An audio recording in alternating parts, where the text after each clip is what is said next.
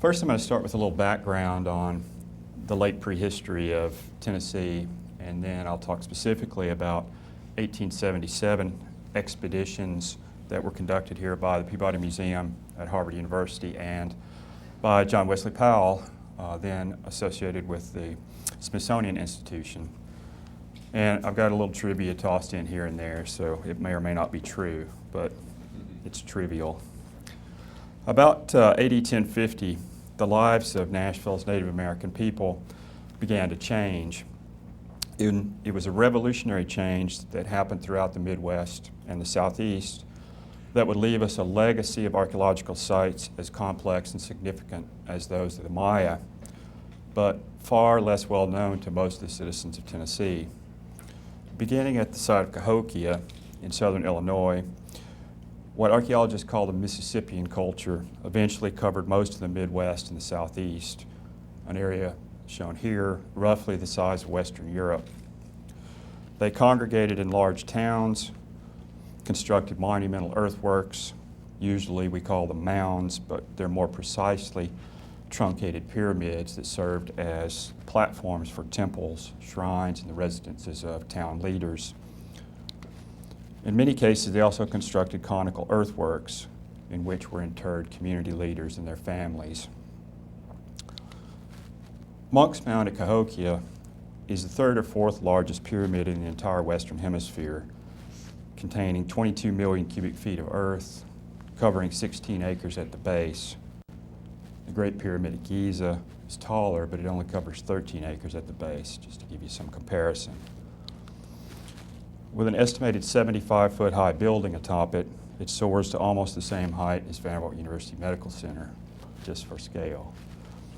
All built by carrying basket loads of earth by hand, probably 50 to 100-pound basket loads. From atop it, the chief of Cahokia could readily see the St. Louis Arch, had it been there, which is about 20 miles distant. So, a truly monumental construction. In fact, our civilization didn't build a larger earthen structure until completion of the Fort Peck Dam on the Missouri River in 1940.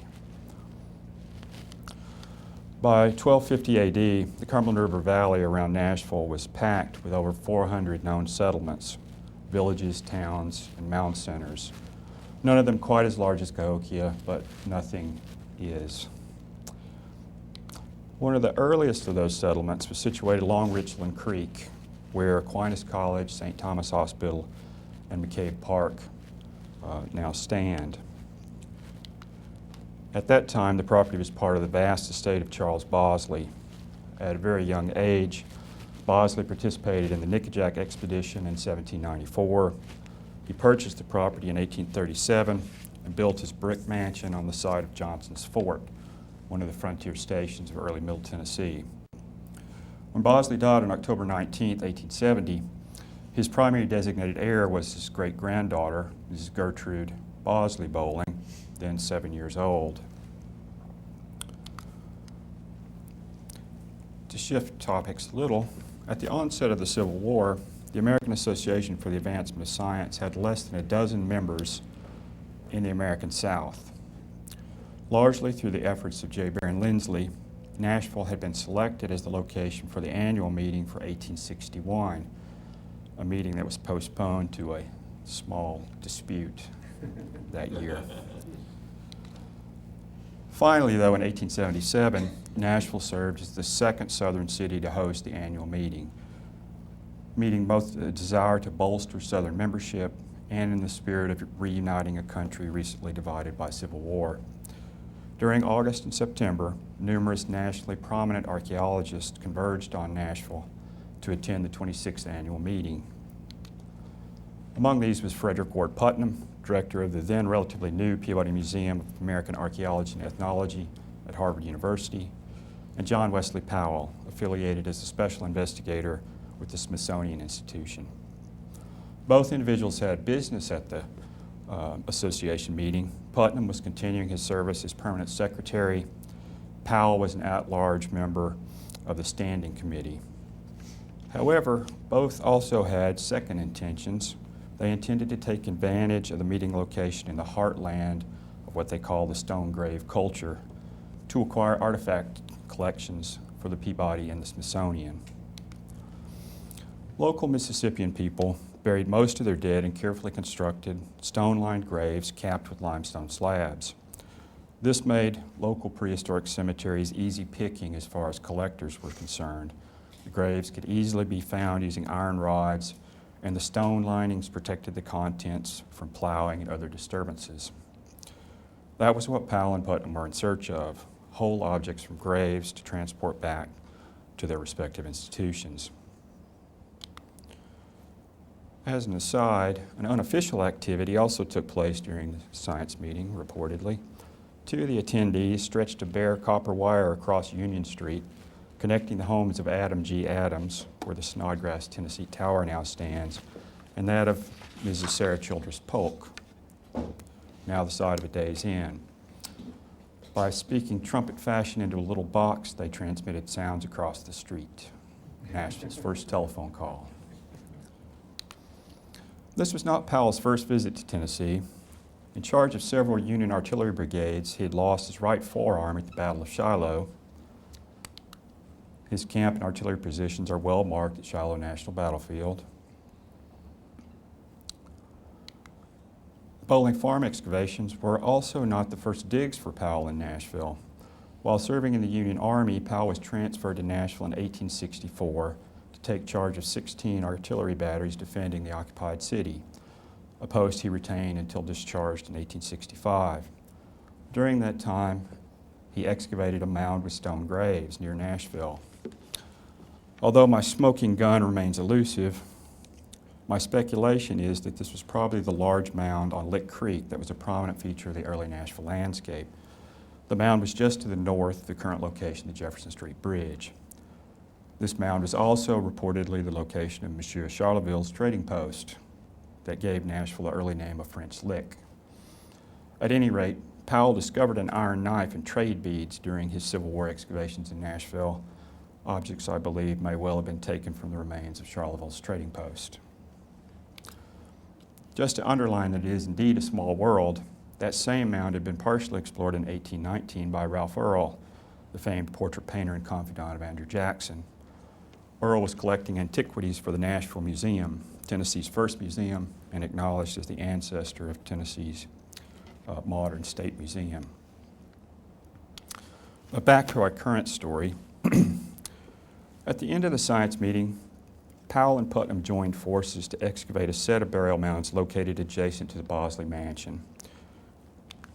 Thanks to the marvelous map here at the archives, on which someone has marked the location of the Powell Mound and Putnam Mound, we know within a few yards where those were physically located. Although Putnam expressed thanks in his publication to Miss Gertrude Bowling for permission to explore the site, I should note that she was only 14 years of age at the time. Her paternal grandfather was Warren K. Bowling, one of the founders of the medical school of the University of Nashville and Vanderbilt University. In 1874, he filed suit on Gertrude's behalf as next friend in a dispute over the trustee's management of her estate, a lawsuit that produced the map that was critical to this presentation. We know from newspaper reports of the day that Powell's partner in the Bowling Farm excavation was Dr. Thomas O. Summers, Jr., whose mentor at the medical school was Dr. Bowling. That friendship provides the link to the permission for excavation at the Bowling Farm site. For a little history on my own research project, from 1993 to 1995, Mike Moore, Tennessee State archaeologist, and I directed salvage excavations at a Mississippian site in Hendersonville known as the Rutherford Kaiser Mounds, a site that was being destroyed by subdivision development. Fortuitously, just a year later in 1996, Jeff Brain and Phil Phillips of the Peabody Museum published a previously unknown map of that site, produced by someone named Edwin Curtis in 1878, another name unknown to us at that time. Mike and I subsequently made 3 trips to the Peabody Museum and Harvard University Archives, funded by the Tennessee Historical Commission, to examine what turned out to be a treasure trove of hundreds of pages of unpublished maps, notes, and letters covering Peabody Museum excavations in Middle Tennessee from 1877 to 1882, along with thousands of previously unknown artifacts acquired from Tennessee by the museum during those same years. All this led us to learn the stories of the previously unknown Ed Curtis and George Woods, two Nashvillians who were to work for the Peabody for the next 5 years. Ed Curtis was born in New York, was a tailor by trade. During the Civil War, he served in the Union Army and was stationed in Nashville. After the war, he relocated his family here, working as a construction and railroad contractor. In 1877, Putnam hired him as a field archaeologist for the Peabody, and he continued working for the Peabody in Tennessee, Missouri, and Arkansas until his death in 1880. He's buried in an unmarked grave in Mount Olivet Cemetery.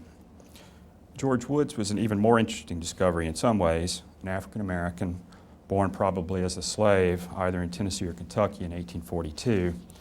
He settled in Nashville after the war, where he worked as a blacksmith, railroad porter, and wage laborer. He was hired by Curtis to work for the Peabody in 1877 and continued working for them for the next 5 years.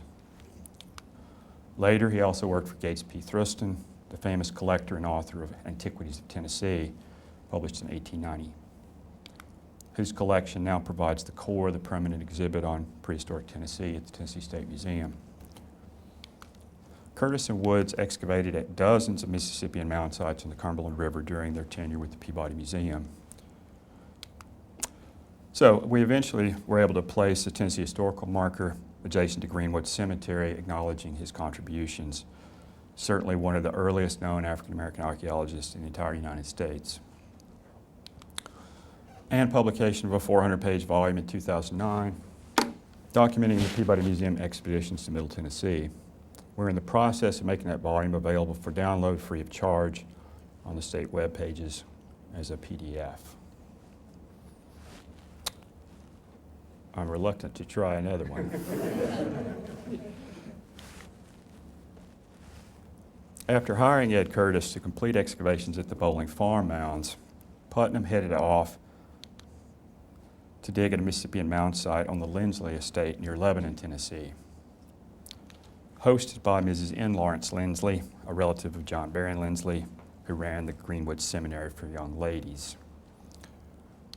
That mound site is now managed by the state of Tennessee as Sellers Farm State Archaeological Area, just southeast of Lebanon.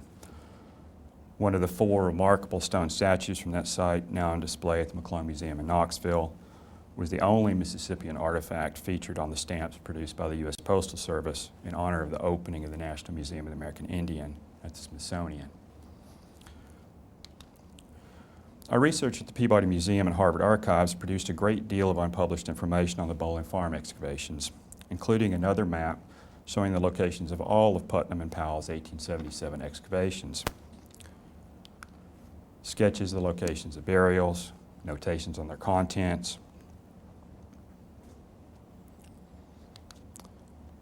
Now to John Wesley Powell. By 1877, John Wesley Powell was already a national hero, having led the expeditions to explore Colorado River and Grand Canyon in 1869, 1871 in the Emma Dean, named after his beloved wife. And remember, Powell did all this climbing around in the Grand Canyon and elsewhere with only one arm.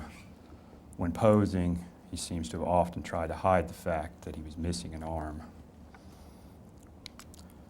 Powell never published anything on his excavations at the Bowling Farm. To my knowledge, I was the first person in 134 years to examine his artifacts in detail when I traveled to Smithsonian for my 3rd research trip in August 2011. In Powell's defense, his accomplishments and fame placed him in a very powerful position in 1877. After leaving Nashville, he returned to his home in Washington, D.C., where he spent the year 1878 lobbying Congress to create 2 major new government agencies.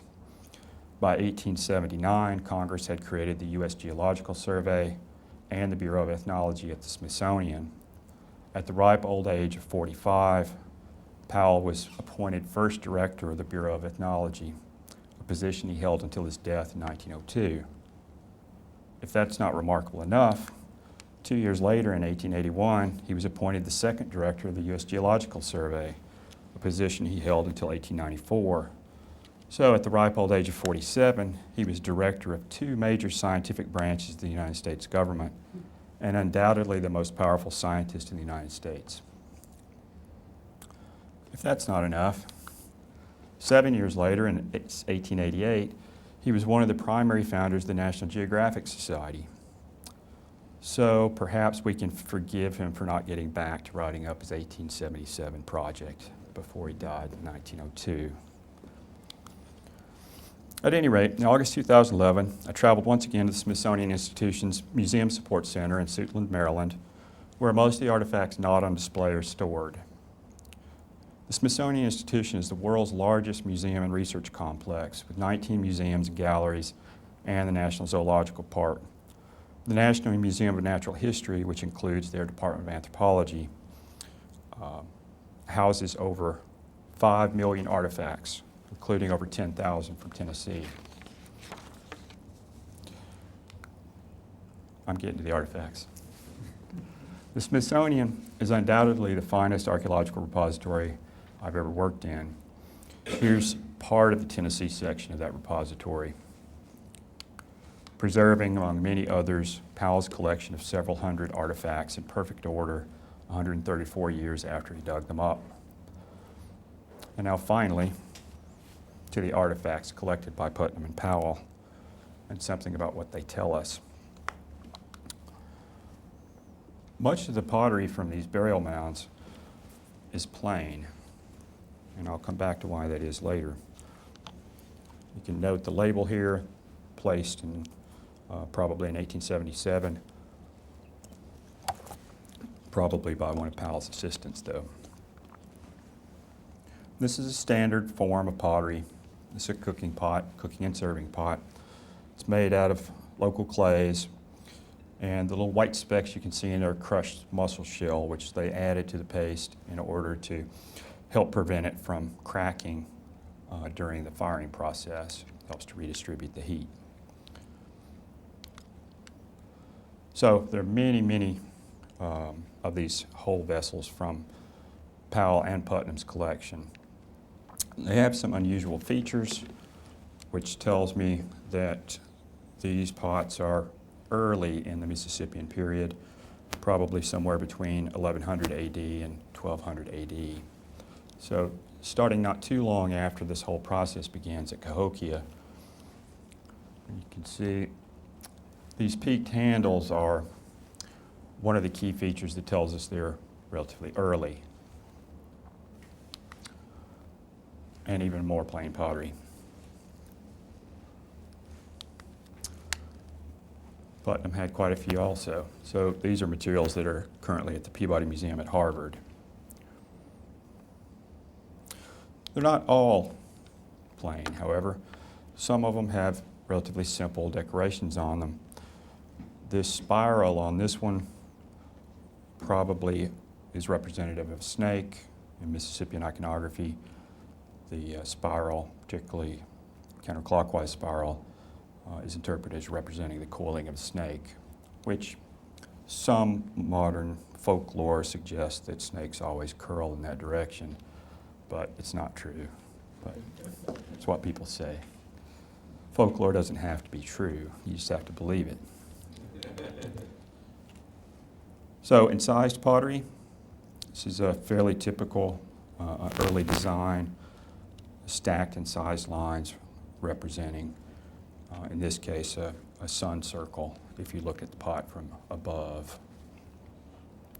That's how most of the decoration on Mississippian pottery is designed to be seen, looking down into the bowl or into the pot. And that's reflective of what we believe is a general belief that the pots actually serve as a portal to the underworld. Native beliefs throughout North America, the world is separated into 3 levels: the upper world, the world that we live in, and the underworld. And pottery provides access to the underworld, which is a chaotic place full of supernatural creatures, but it's also a source of powerful healing and curing potential. So many of these that are decorated were probably used for the production of medicine, and in that case you're literally pouring that medicine out of the underworld, drawing that power with it. And some unusual things with nodes and squiggles. This is unlike anything else I've ever seen from the local area. Some roughly similar things, but nothing quite like it. And again, another noded bowl, uninterpretable at this point in time. And a very unusual bowl. We only know of 2 or 3 of these in the local area. I think the owner of one of these has suggested that they might be pelt effigies of animal pelts. And they could possibly be that, but I'll reserve judgment. Face from a medallion head bowl. The bowl itself is from a different Nashville site.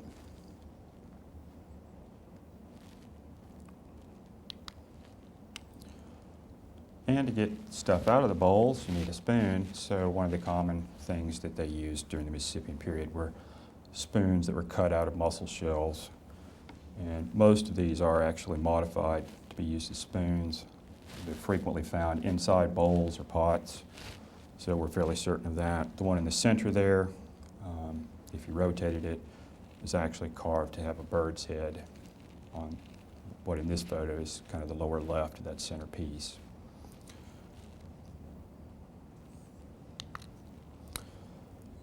These are ladles, these made out of marine shell. So these conch shells would have been imported from either the Gulf Coast or the east coast of Florida, which is the nearest place they're available. So Mississippian peoples had very extensive trade networks that spanned everywhere from the west coast all the way to Florida in terms of things they were able to acquire. Here we have some whole conch shells. These probably used as cups.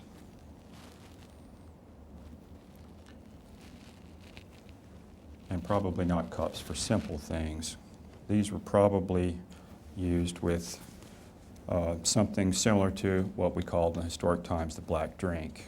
Actually, Native Americans called it the white drink. It was a purification drink that was used to purge the body for ceremonial purposes. Europeans called it the black drink because it was colored black. It's made from Ilex vomitoria, the alpine holly, and it has, its chief ingredient is caffeine. Be like drinking a lot of coffee really fast. But it also has purgative qualities, so it caused vomiting, and Native peoples believed that was purifying the body of bad things. Then we get to the bottles. These are a particular style of Mississippian bottle that we call a hooded bottle because the orifice is on the side. Most of these are blank-faced hooded bottles, so they are actually humans, but the face is not shown. And then on the right there we have what's probably an owl effigy, but also faceless. And another style of bottle here, which is what we call a cylindrical neck bottle. Again, very plain, but these cylindrical neck bottles are also an early vessel form, and I'll show you some later vessel forms in a second, but these shaped like a cylinder were only made prior to about 1200 AD in the local area. And Putnam found a number of those as well. They did make a partnership. They split the site in half so that the Smithsonian could have half the artifacts and the Peabody could have the other half. After that time, apparently Putnam came to a gentleman's agreement with the Smithsonian that they would let him have the Nashville area and he would let them have the Tennessee River. So he took the Cumberland. There are some fancier things in here, though. This is one of the finest negative painted vessels I've ever seen. This was produced using a very rare technique that was only known in a few parts of North America, southeast Missouri, Middle Tennessee, and the Angel site in Indiana are the primary places where we find negative painting being produced. So this is a resist painting where they applied either wax or strips of clay to the vessel. And then they dipped it into a slip and then refired it so that when it was fired the second time, either the wax was fired away during that process or they peeled the clay strips off afterwards to reveal the design in negative. So this one is decorated with equal arm crosses, which to Native peoples were representative of the sacred fire, which was laid out using 4 logs in its shape very much like this. And we know this from the historic period from the Creeks and others. And this is an important effigy bottle. It is a hooded bottle. The orifice is on the back of the head. This one is a little more decorated than the plain ones that I showed you earlier. It is probably the ugliest one I've seen, but nonetheless, it's an important early piece. These later become some very spectacular artwork, which unfortunately there were none available yet, so they had to make do with this one.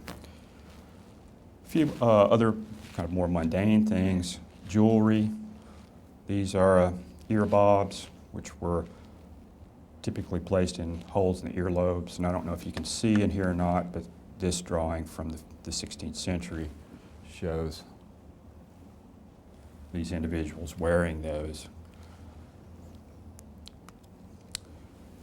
There are also a number of ear spools from the site. The object on the left is not from these excavations. I just put it in there to show you what the ear spools would have looked like when they were being worn by someone. So in this case, the earlobes are being stretched out, which a few years ago I would have to do some convincing, but now you can see people on the street doing that now. But these are made out of steatite, which is not available in the local area. This probably would have been acquired from East Tennessee, from the Appalachians. And these are finely crafted. They're stone, what we call soapstone today. Putnam also found several other stone and ceramic ear spools from his excavations, which are at the Peabody. We have on the left a bear canine, which would have been a fairly sacred object, and then dog canine pendant that Putnam found on the right side there. So these are the canine teeth of a relatively young dog. And then a fair amount of simple jewelry. These don't look so good after being in the ground for a while, but they would have been fairly nice looking, very white, hard beads when they were fresh. The ones on the left are cut out of local mussel shells, and the ones on the right are cut out of marine shell. So those are also imports.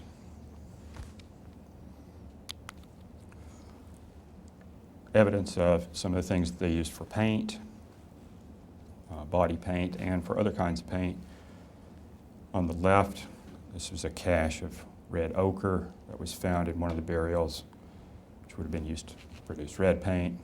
And on the right is a galena cube, which is lead ore, and that, when ground, produces a white pigment, or a cream-colored pigment.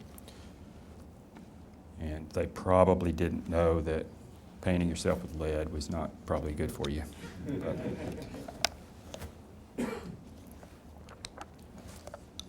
A number of pipes. The one on the upper left is a fairly simple pipe carved out of stone. The other 3 are ceramic pipes. All of these are relatively large. Later pipes are typically much, much smaller.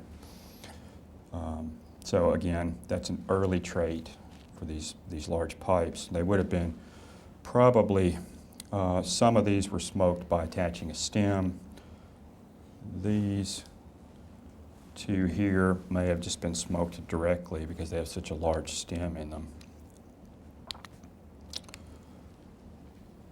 We have some perforated objects, including the one on the top is made out of stone. On the bottom is made out of a pottery shard that's been drilled. These are probably spindle whorls, and you can see the one on the right, that's a modern Native American one from about 1930. So these are weights that are used on these sticks, and then they're spun to create thread. So that's what they used to manufacture the thread that they used for textiles. And then some things that everybody has their own opinion about what they are. Usually they're interpreted as some kind of gaming device. Gambling and gaming was a major part of Native American life going back probably thousands of years. Obviously without TV and the internet, you had to come up with something to do to entertain yourself.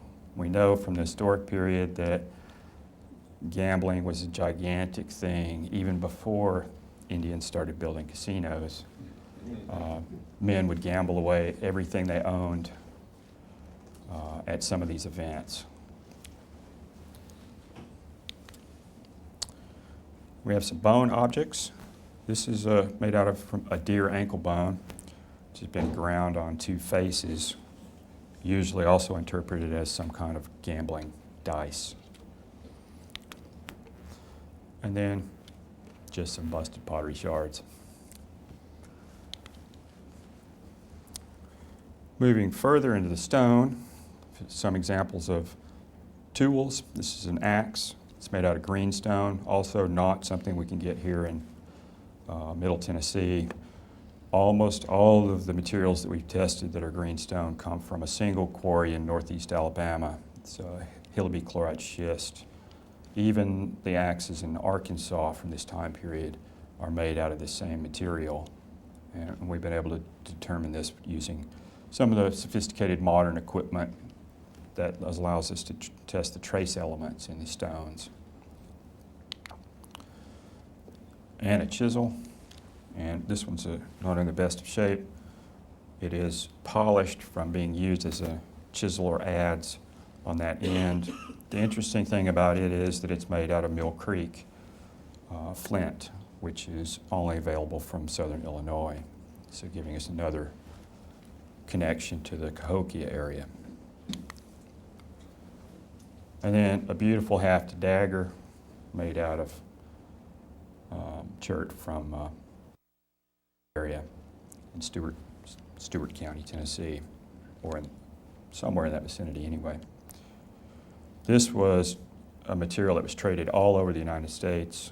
It was one of the finest quality flints available in North America, and it also has, as you can see, an interesting pattern to it. So we find swords and knives out of this all the way from the Northeast down to Florida and as far west as Oklahoma.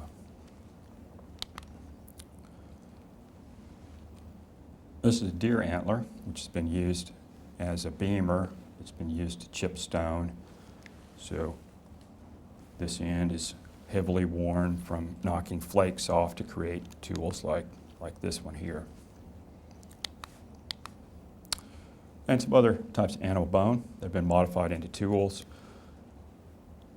Both of these from Putnam's excavations. The top is a leg bone of a turkey, which has been made into an awl or a punch, probably for manufacturing clothing. And the bottom's a similar tool, but that one's made out of a deer leg bone. And you can probably see the wear on these. They were used extensively before they were buried with probably with their owner at the time of death.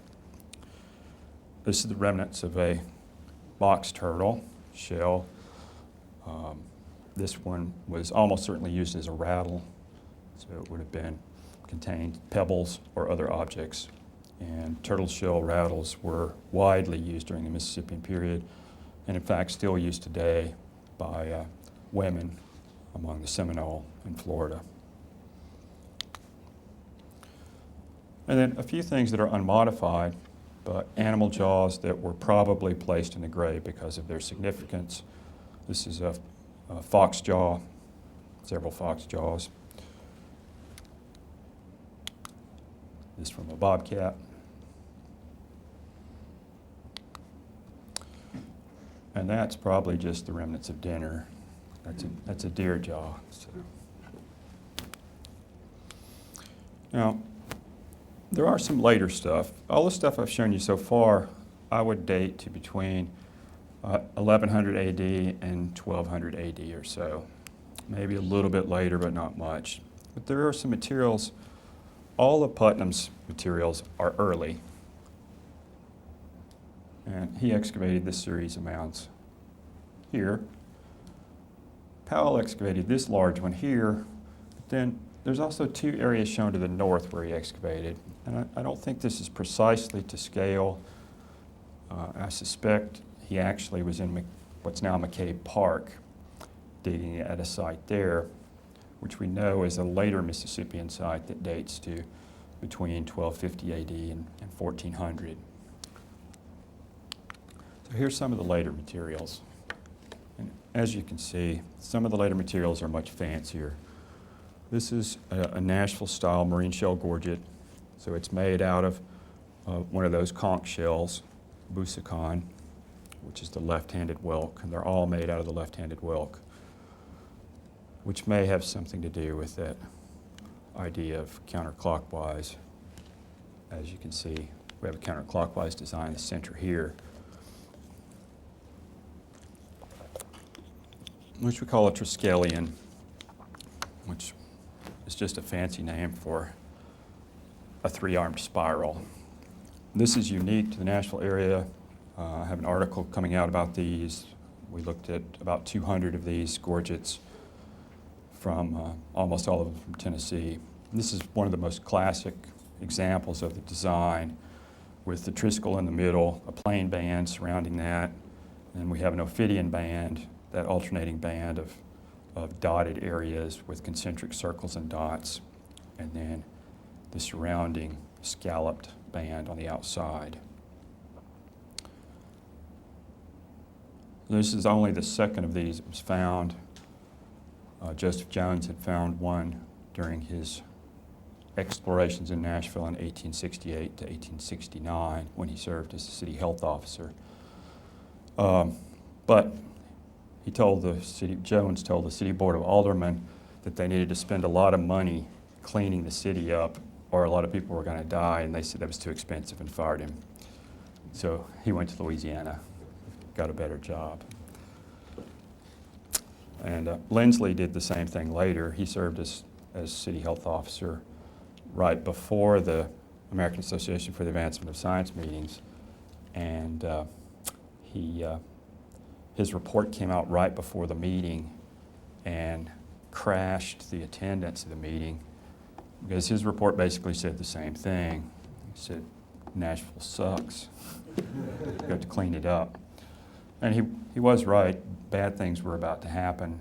1878 was the big epidemic that affected much of the interior South and emptied Memphis of its German and Irish immigrant population and led to it becoming an African-American city at that point. The Germans and the Irish went north to St. Louis and that area, which was just north of the line where the mosquitoes were most frequent. So I guess that was another aside. But anyway, this is a beautiful example of prehistoric art. And if you could imagine what it looked like before it sat in the ground for centuries. Modern Native Americans who make these, these are really beautiful, bright white objects when they're originally made. And this is an enigmatic representation of the Great Serpent, which is what Native Americans look at as the path of the dead, which is the Milky Way.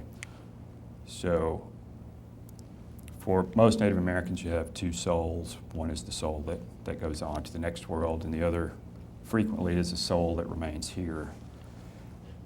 So to enter the path of souls, to enter through a portal, and the soul has to travel to the west, to the land of the dead. And so these gorgets are almost always buried with very young children, occasionally with young adult women, and they're almost certainly intended to help that soul in its journey to the land of the dead, and probably also as an enticement for that soul to be reincarnated. Reincarnation was a very common Southeastern Native belief that the souls of the dead could be brought back. So here's a different kind of bottle. You can see these we call carafe neck bottles from the shape of the neck. So they're not cylindrical like the other ones. These are later bottles. These probably start around 1200 or 1250. Both of these were originally negative painted like that little cylindrical neck one I showed you. These appear just to have had concentric circles on them, not very well preserved. And this enigmatic piece, which we call a beaker, is one of only 3 of these vessel forms that I've ever seen out of the hundreds of thousands of ceramics I've looked at from the Nashville area. And I spent quite a long time contacting colleagues from all across the Southeast and Midwest to figure out where this might have come from.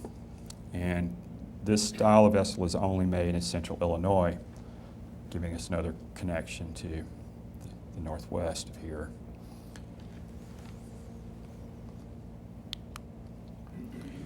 And then finally, some other enigmatic pieces that, as best I can tell, are made nowhere else, at least during the Mississippian period. This is a little 4-legged tiny bowl, one of only about half a dozen known from the entire Southeast and Midwest. Here's another one. This one actually has 7 legs on it. But my Caddo friend Indian friend from Arkansas suggested that these may be historic pieces. They may have been manufactured by the Shawnee, who were here during the late 1600s and early 1700s, that these 4-legged versions may be copies of iron kettles, which they only would have come in contact with probably by the 17th century. So I've been looking for the Shawnee sites in Middle Tennessee for almost 30 years now with mixed success, like none. So perhaps Powell accidentally stumbled across one of those small settlements when he was excavating here in 1877, and I'm continuing to pursue that possibility. So in March 2012, I'm back to the Smithsonian, this time to visit the Smithsonian Archives, which is a completely different archive, and this is where the director's records are stored. I'm hoping to find Powell's notes and records from his 1877 excavations stored there. I went through his non-director papers when I was there time before last, and they weren't there.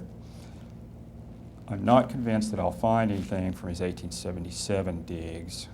He did get criticized, though, in 1869 for not having a photographer on his first grand expedition, and he didn't keep really good ledgers in that one either.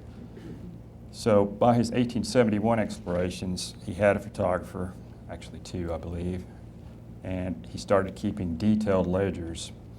So I think there's a good chance that he kept notes, which would have been unusual for 1877, but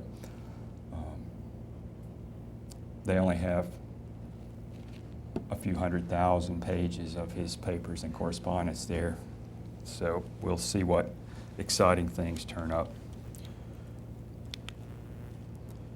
And I thought I'd close with this monument. It's put up around 1914 at Arlington National Cemetery, where Powell was interred finally in 1902. That's all I have to say. Be happy to entertain any questions.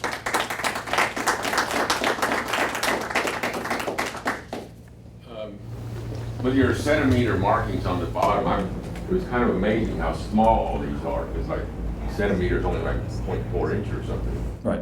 So a lot of them are very, very small. But I was also curious, you said the technology that you're using to figure out these elements and whatever, is it a spectroscopy, or is it a EDAX or X-ray? Well, to the first part, these are, as a whole, an unusually small set of ceramics. I meant to mention that earlier, that beautiful little bottle, for example, is only about this tall. And typically, those negative painted bottles would be at least twice that size.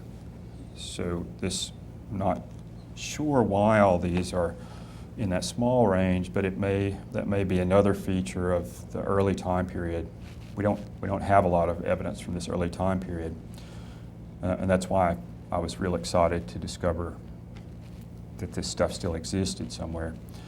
The second part, we're using a variety of different types of things depending on the materials, but all of it's different kinds of equipment that's based on trace elements. Neutron activation analysis is one thing that's used, various kinds of spectroscopy, and it really depends on, most of the time, on whether we have permission to destroy part of the artifact or not. I mean, the best, most accurate techniques are obviously destructive, where you take a sample and prepare it, but a lot of times museums don't really want you to cut a piece off one of their fancy artifacts just to find out where it came from. So there we use non-destructive techniques that are probably accurate enough, but it's just not quite as accurate. So that's the answer to that one, I guess. The stone box graves, once the body was laid in there and whatever artifacts were put in there, there was no dirt or anything thrown over it, just the slab was put over it at that point. That was it? My interpretation is that most of them were not filled with any dirt. Sometimes they seem to have been, because there are artifacts, kind of garbage that was probably just in the dirt that it was filled with, but I've excavated a number that were sealed so tight that no dirt ever really filtered into the box itself. Most of them were not sealed that tight, so they are usually filled with dirt when we have to move them. And of course it is, I meant to mention this earlier, now of course we don't excavate burials unless it's required. It is a felony to excavate them unless you have a court order. And a landowner can have them moved by getting a court order. For example, if they were where you're going to construct a subdivision, a landowner could petition for permission. So that's the only time we really excavate much anymore. Is that? We're across the street at Bellmead Plantation. We, for the last 3 years, had a little summer camp where the archaeologist comes out and the kids do digs. And what we want to find is artifacts from the cabin that we have there. But we found 5,200 artifacts. 5,199 of them are Mississippian shards and 2 marbles.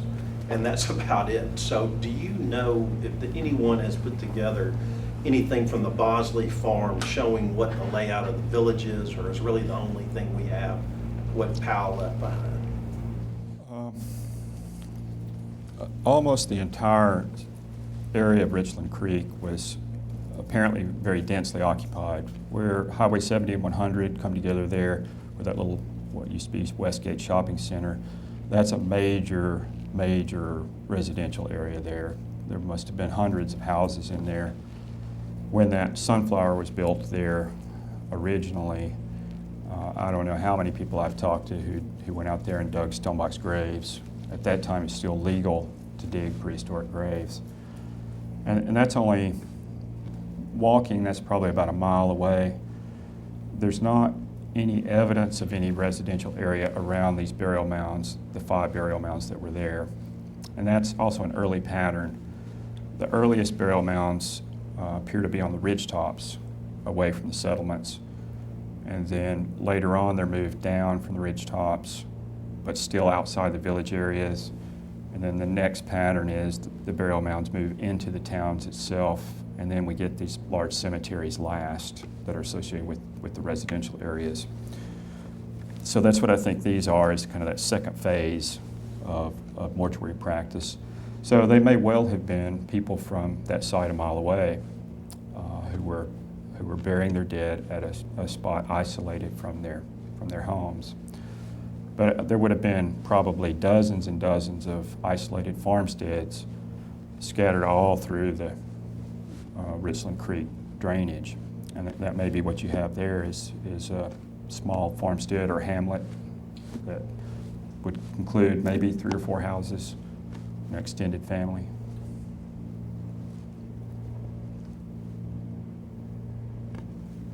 The mounds on the Bosley property there behind Aquinas, are they destroyed now, or are they still? Well, I think probably most of them are gone. A lot of that area, of course, has been built over and paved over. I think there may be bases of 2 of them left that Putnam and Powell dug. You can see 2 circular stains on aerial photographs that are about in the right location, but I haven't been out there to check on the ground at this point. Have you been out to the Narrows of the Harpeth? I've always heard that that's where there are a lot of Indian relics and... Well, Mount Bottom State Archaeological Area is located right there at the Narrows of the Harpeth, just to the south. And that's probably the largest Mississippian site in Tennessee. It's one of the largest in the whole country. I'm getting ready to publish a journal, special issue of Tennessee Archaeology that will cover Mound Bottom and the pack sites that are there. That'll come out next year. And those are free online. If you just Google Tennessee Archaeology, you'll find those journals. But that site, we're fairly convinced it was created by a group of immigrants from Cahokia who moved to this area around 1050 or 1100 AD, and then got involved with some local people and constructed that mound site there, which has at total probably 25 mounds between the 2 mound centers. And it's a spectacular site. It's part of the Harpeth River Park. I don't know if that answers your question or...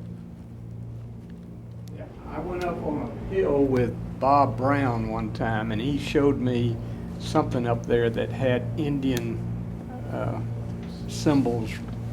That's the Mound Bottom petroglyph. It's a mace petroglyph, which is, mace was a ceremonial object, but the earliest examples of that in the iconography we have comes from Picture Cave in Missouri, and it's being held by what we think is a representation of Redhorn, who's historically the creator of the universe for the Plains tribes.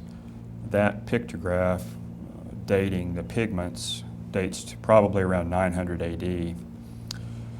So that symbol is moving southeasterly, and my argument is that it's moving with groups of elite lineages who, as Cahokia is abandoned around 1250 AD, they're moving out. You know, if you've been the king and your kingdom is collapsing, it's probably a good thing to find a new kingdom somewhere else, even if it's in the hinterlands. So I think that's what's the process that's going on, is the dispersal of those lineages from Cahokia throughout maybe half a dozen areas that they went to. Mound Bottom's laid out very much like Cahokia in its design, mean, it's a planned settlement. It's completely laid out. I mean, they had a blueprint in mind. This mound goes here, this mound goes there. It's not just a hodgepodge that happened over a long period of time. I would say they managed to build it probably in 50 years.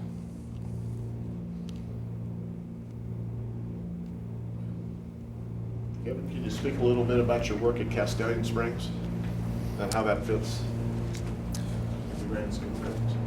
Yeah, much of my career has been devoted to saving sites that were being destroyed. It's the unfortunate part of studying a culture that's in a giant metropolitan area is that every few years we have another site that's being destroyed that our laws are not strong enough to protect them. So I spent a lot of time doing that. Spent a lot of time looking at Tennessee collections all across the country in museums.